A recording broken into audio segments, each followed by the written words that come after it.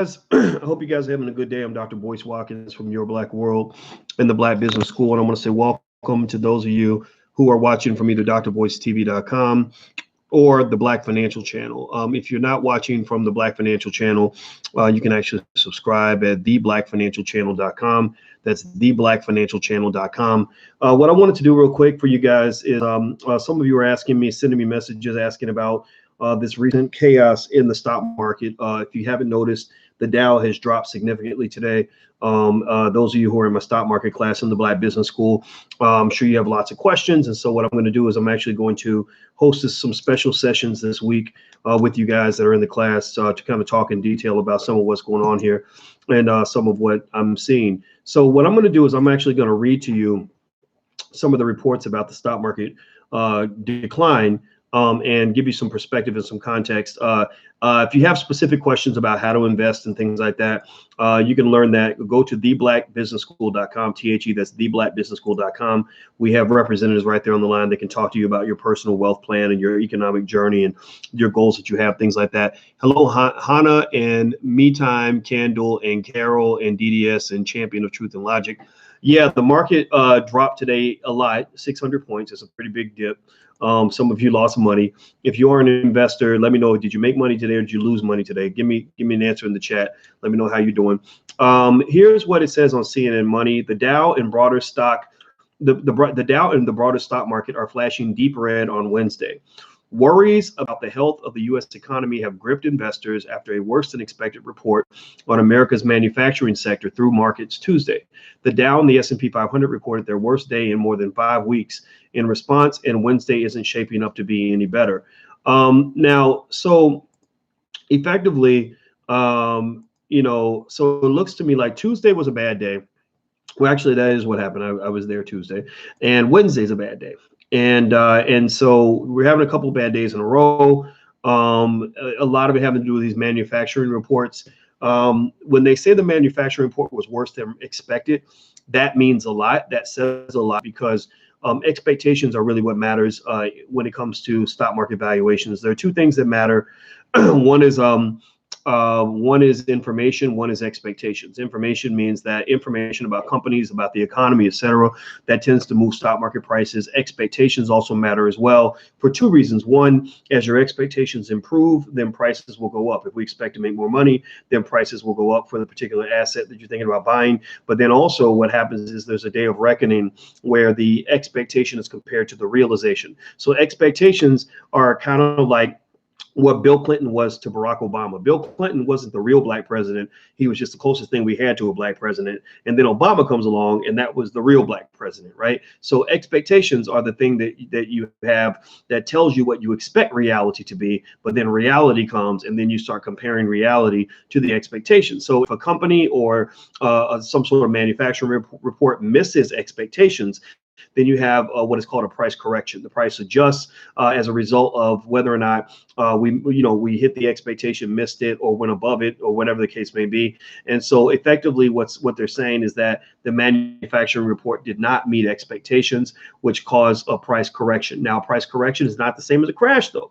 You can call it a crash if you want, but really a crash in a way is kind of a funny thing. It's like if you have a report that comes out and you don't meet the expectations, and then you have this big market decline, you could consider it a crash, but really it's sort of saying to you that you're now finding out the truth about what's really going on, and the truth did not match what you expected the truth to be. So you're losing money, kind of losing money, but some would argue that you're actually losing money that you didn't actually have in the first place because your expectations were here, but the reality was going to be here. So it's like if I have a girlfriend who says, I'm going to marry you and I'm going to love you forever, and then one day she says, I'm sorry, I'm sleeping with another guy, then, I can say, my God, I lost my girlfriend that day. It was terrible. That was the day I lost my girlfriend.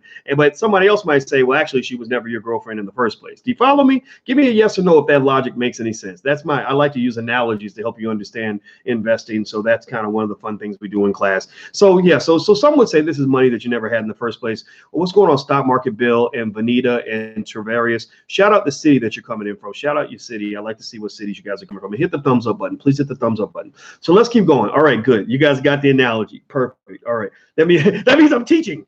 Excellent. Awesome. All right. So here's the deal. It looks like I'm reading here. They said I think that yesterday's U.S. manufacturing report was a game changer. Said Fawad Razaqzada. Wow, that is a hell of a name. His name is spelled Razaqzada. That is, I'm going to have to saying that name. He's a technical analyst at Forex.com. And actually, by the way, in the Black Business School, we just added a Forex class. We're going to launch that in about the next week and a half once we work out some technical difficulties. So if you're interested in Forex, the Black Business School teaches Forex now. Tuesday's report by the Institute of Supply Management showed America's manufacturing sector contracted for a second month in a row in September. The index, which measures month-to-month changes in industry, dropped to its lowest level since June 2009. So that's not good, right? June 2009, that's pretty bad. It's a pretty bad time for the market. That means that we might be heading into a recession. Recessions are not the end of the world. You actually have, ups and downs in the market. That's kind of what happens. It's not, you can't stay on high forever. You can't stay at the top of your game forever. You're going to have bad days, and it's okay. Is somebody in here from Sweden? Did I see Sweden? Let's see here. Wait, maybe here we go. Stockholm, Sweden, says Liao. All right, that's awesome. California, Chicago, Providence in the house, says Jamal. All right, Brooklyn, Mallory. I can't wait to get back to Brooklyn. I love the people in Brooklyn, by the way. Just want to say that. So up until now, the U.S. manufacturing and other sectors of the economy had remained resilient despite weaknesses in the economic regions like the Eurozone and China.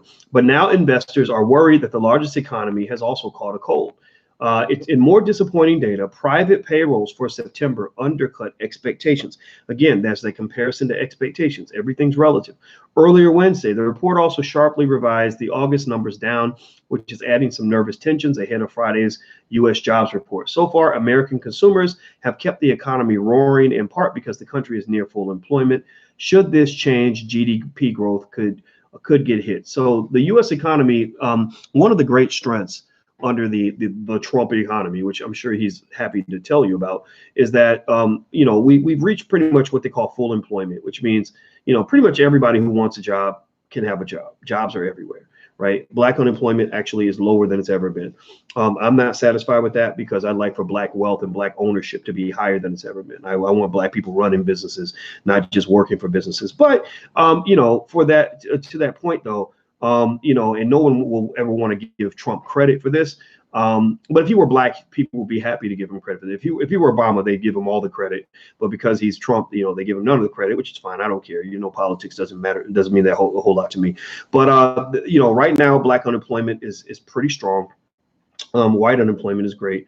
Consumer spending is solid.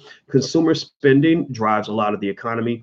The problem with consumer spending, though, is that consumer spending, I would argue, is heavily linked toward consumer confidence. If consumers don't feel good about the economic future, they're not going to spend more money, right?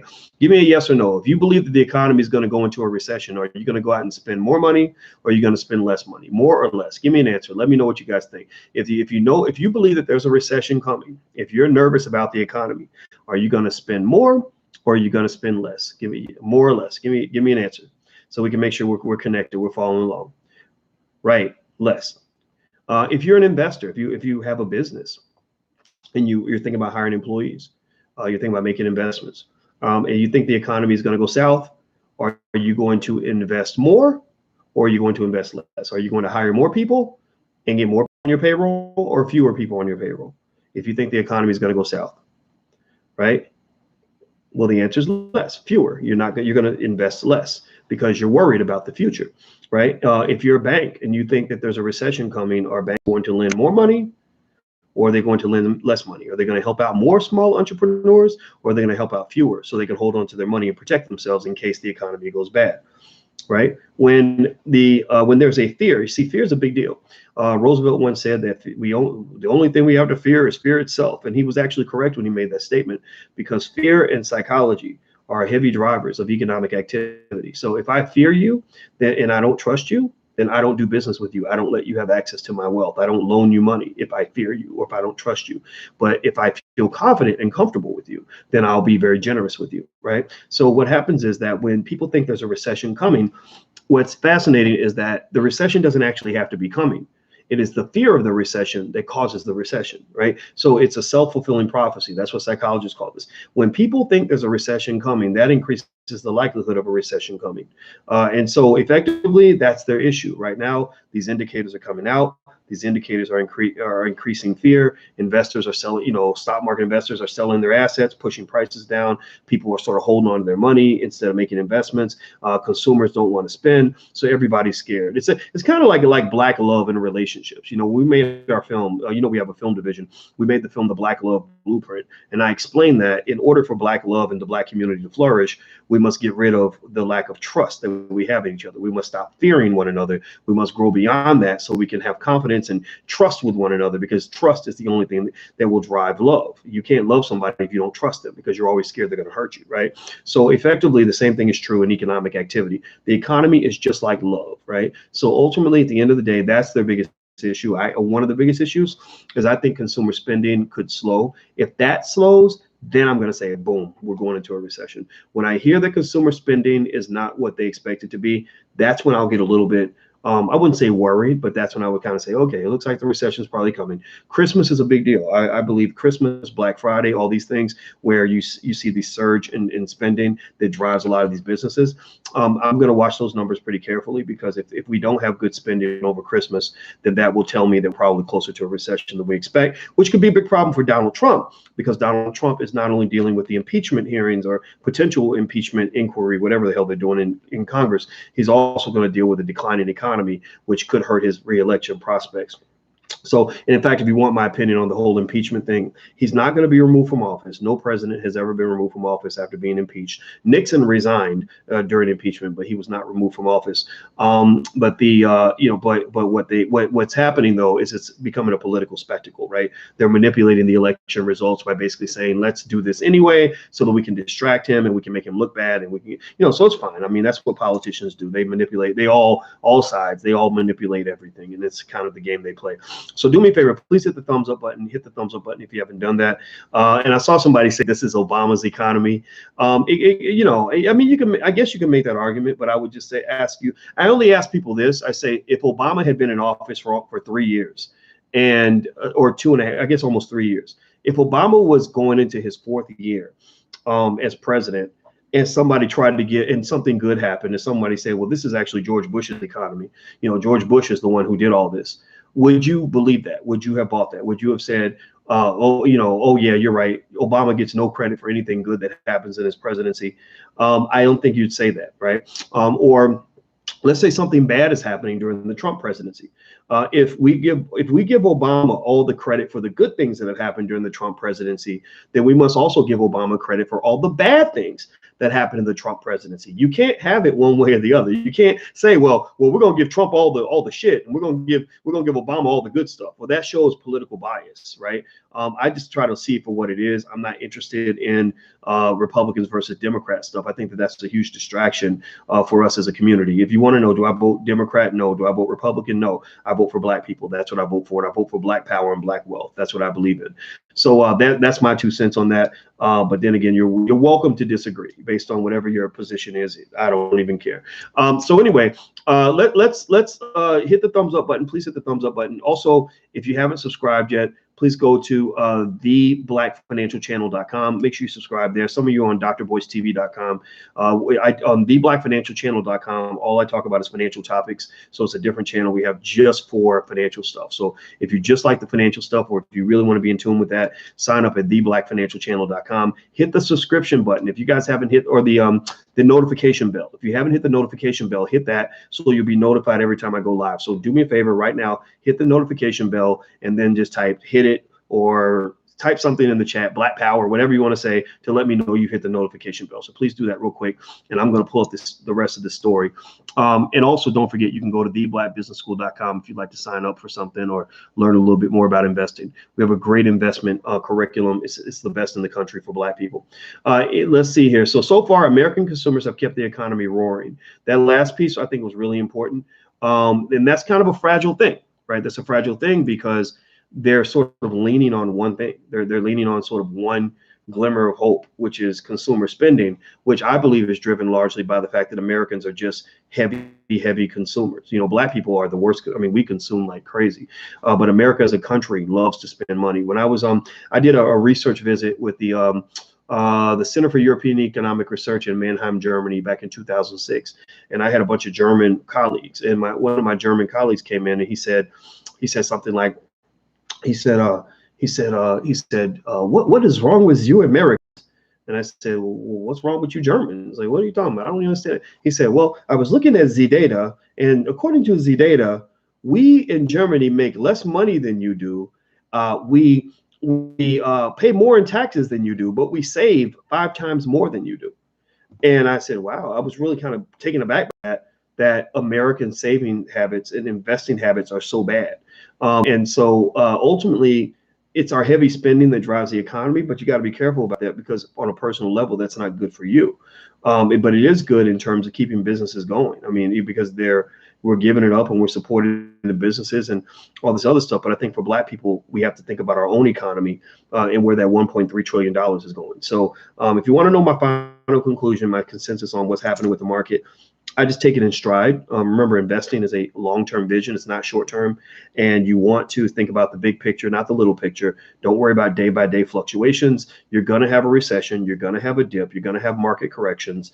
But remember, you're playing the long game, not the short game. So keep that in mind. That's very, very important. By the way, just in case you didn't know, if you want to come to New York for the weekend or something, which you should, we're doing an investment summit, a financial Juneteenth investment summit.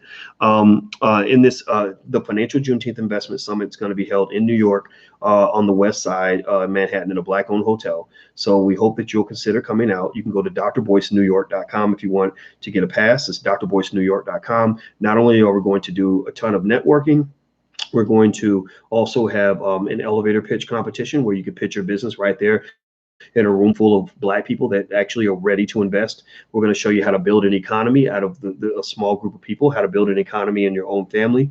We're also going to help you put together your 100-year plan for your family, as well as teach you everything you want to know about investing, the stock market, and just thinking like an investor and how that all works. So the investment seminars are very popular. People love them. That's why I do them, because people keep asking for them. So the next one's going to be in New York. Fly to New York. It will be worth it. If it's not worth it for you, just tell us and we'll give you your money back. So that's how confident we are that you're going to love it. So feel free to go to drboycenewyork.com. Spell it out, New York, the whole word New York, drboycenewyork.com. You can learn more. What is the best business to start right now? Well, I think businesses with low overhead are very, very good. You don't want to start a business that's going to cost you your whole life savings. You don't want to dip all your money in there in the beginning. Dennis says, I will see you there. Great, man. I can't wait to see you. Summit, where? Greetings from NYC. Well, it's actually, Evan, it's actually in New York City. So you can go to drboycenewyork.com, spell out the whole word New York, and you can actually get a pass. You can go there today. Let's see here. Who does a recession hurt the most? The middle class. Well, the recession's kind of hurt everybody. I personally think it's harder to be in lower class than middle class. If I had a choice, I'd rather be middle class than lower class. But at the same time, recessions tend to hurt everybody. In terms from an economic standpoint. I mean, so you can also make the argument that maybe theoretically rich people get hurt the most. Not that they do, but you can make that argument by saying, look at how much money they lose. If you have $1 million in your portfolio and the stock market drops by 10%, you lose $100,000. That's a lot of money. But I don't believe in that argument. I don't believe that. I'm just giving you different ways to kind of look at it. But overall, I would say the big deal is that you really want to kind of sort of think through your economic strategy to make sure it's as recession proof as possible. And I think that's what's really important, is making sure that you've kind of thought through what I call a stress test. The stress test is where you kind of say, okay, these are my streams of income. If I lost my biggest stream of income, what would my life look like? Would I still be able to afford to pay my bills? If I have a spouse and we're living together and we're both working, what happens if one of us loses our job? That kind of thing. And actually, just so you guys know, I'm going to find a discount code you can actually use. If you want to use this code, I believe it works. If you want to come to the event, this is the only time I'm going to release this code. But if you want to come to the New York event and get 50% off, if you go buy your ticket right now today, use the code word New York. New York is one word. If you use the code word New York, you can actually get 50% off. So you can get your ticket for half price. There aren't that many of these codes, only 10 more, something like that. So if you want, in fact, what I'll do is I'll give you guys the shareable link. And if you have any trouble with your code, just email support@theblackbusinessschool.com. That's support@theblackbusinessschool.com. Just go to drboycenewyork.com and use the code word New York. That's one word instead of two. In fact, I'll give you guys a second. I'm gonna share the code while you guys write it down. drboycenewyork.com. Use the code word New York. That's New York as one word, not two words. One word. Okay, so feel free to try that out. And if you don't have to do this, but if you want to come along and come to the event, there you go. That's a pass. That's a discount for you guys that are in here right now, as a thank you for supporting what we're doing here on this platform. All right. So what I'm going to do is take off out of here. Actually, I want to share this to you guys on here we go, on Dr. Boyce TV. There we go. When will Dr. Anderson be on the Breakfast Club? I don't know. I'm going to text Charlemagne and find out if they changed their mind. I hope that they didn't change their mind. I feel that he should be on the Breakfast Club. I was very happy when Charlemagne texted me and asked me to connect him with Dr. Anderson. All I did was make the connection, just like I did, with Tariq Nasheed and Minister Farrakhan. I just made the connection, and then later on I saw them on the show. I think out of those three, though, I don't know who's the most important, but I feel like Dr. Anderson is the guy that I just think would just be remarkable in terms of changing the economic thinking of our entire community. So I'm all for Dr. Anderson. I'm all for Powernomics. I'm all for Black wealth building. And I think we have our solution. We have our solution. Our solution is very basic. It comes down to what we call in the Black Business School, the Black Core of Three. The Black Core of Three is that Black people should educate our own children, create our own jobs, and support Black businesses. If we do those three things, if we get at least 20% of the population to commit to those three ideas, then we can actually really flip this thing in terms of Black wealth. Like, we can create a couple $1 trillion in Black wealth, far more than they will ever pay in reparations. We could get that amount very quickly. Also, redirecting Black spending. That's what I strategized with Sharif Abdul Malik about at a We Buy Black. As I said, look, if you just redirect it, Black people, we make 1.3 trillion a year. We give away about 1.2 trillion of that. If we just redirected 10%, just 10% of that 1.2 trillion, that's 120 billion coming back into the community. And if that money circulates, say 4 times, then you're really talking about, half $1 trillion in extra wealth being created every year. That's enough to create thousands of millionaires, a few billionaires, and thousands of jobs if we have job creators in the community. So there are processes that we have in place. The economic scientists, that I know really have good ideas, and I really think that we can do this thing. And it doesn't matter. The thing is, though, I don't think you should wait for the whole community to get behind you. I think you should go ahead and just start moving with your own family. All these principles that we lay out to you for the whole community are principles that can actually be applied in your own family. So if you want to know the focus that we have when we do our Black Wealth seminars in New York, or the one we're going to do in New York on October 27th, most of what we focus on are things that you can implement on your own, that you can implement with your family. You don't have to wait for 40 million Black people to all get on the same page, because that may take 150 years, honestly, because Black people are so all over the place. We're being inundated with so much toxic media that's teaching people to go in the wrong direction, that there's only a small percentage of us that actually really kind of get it and are willing to make the sacrifices necessary to get there. So that's who I'm speaking to. Thank you, moderator. Got the date, location, and time. Smiling. See you there, Dr. Boyce. All right, Evan. Let me give you the date and location one more time of the seminar. It's going to be in New York City on October 27th.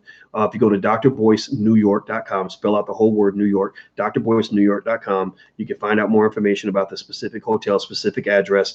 At that point, you can buy your pass. Use the code word New York, spell out the word New York, one word, not two words. New York is one word, and you can get 50% off. That pass, there aren't that many passes at a discount. So if you order now, though, you'll get it. But if you order it later, it won't be available. Okay, so feel free to go do that. And I guarantee you're going to love it. If you're not happy, we'll give you your money back. If you don't live in New York, I suggest you fly in.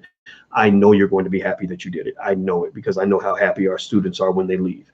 Okay, so anyway, I'm going to go, guys. Hit the thumbs up button, share, and subscribe button. And those of you who don't want to come to New York or can't come to New York, that's okay too. You can go to theblackbusinessschool.com right now. There are reps waiting on the line to talk to you. about your dreams, your hopes, your business, your personal financial plan, whatever it is you're trying to do, we can help you with that. And we're pretty well equipped to do all the things that you need in order for your family to get ahead. So take care, guys. Have a good day, and be patient with your investments. I mean, you're going to have bad days. It is what it is. All right, guys. I'll see you soon. Talk to you later. Peace.